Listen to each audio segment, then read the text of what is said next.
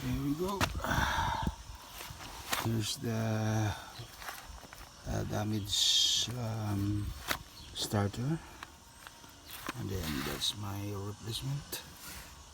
So I will install now this replacement. It's used, but it's working condition. So here's it. So this is the damage.